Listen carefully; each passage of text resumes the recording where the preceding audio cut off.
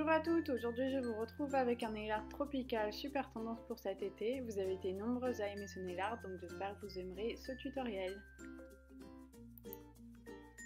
Pour le matériel, il vous faudra une base, un vernis bleu foncé, un vert clair, un corail, un rose, un jaune, un top coat à séchage rapide, un pinceau de détail avec des poils synthétiques qui abîmera moins avec le vernis et un dotting tool.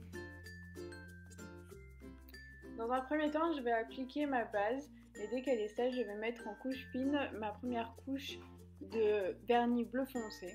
Et dès que celle-ci est sèche, je vais mettre une deuxième couche. Donc là, c'est un vernis bleu foncé de Kiko de la collection So Stylish. Je l'aime vraiment beaucoup.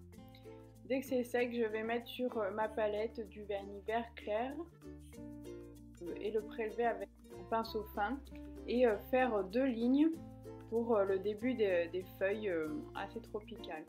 Donc après je reprends mon vernis vert et je le mélange avec une goutte de vernis bleu foncé pour avoir dans les mêmes teintes un vert un peu plus foncé que le premier pour commencer à faire des petites feuilles, toujours à l'aide de mon pinceau de détail, et je vais alterner des deux côtés des longues. Après je vais les rendre de plus en plus fines et je vais faire ça sur les deux feuilles.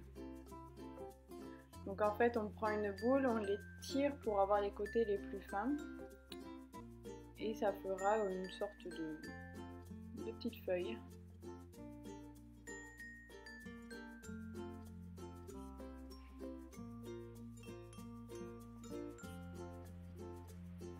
Après je reprends mon vernis vert clair que j'avais utilisé dès le début pour les petits traits et refaire des feuilles entre les feuilles de vert plus foncé pour avoir plus de couleurs et ça rend vraiment plus joli.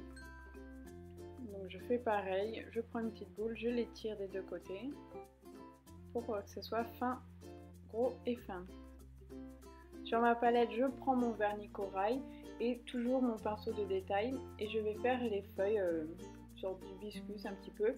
Et en fait je fais deux petits points et je les étire comme un cœur ou un petit triangle. Et je fais pareil avec un vernis rose pâle en haut de l'ongle. Donc deux petits points et je tire et je comble. Après dès que c'est sec, je mets du vernis jaune sur ma palette et à l'aide du dotting tool, je vais faire des petits points au centre de la fleur.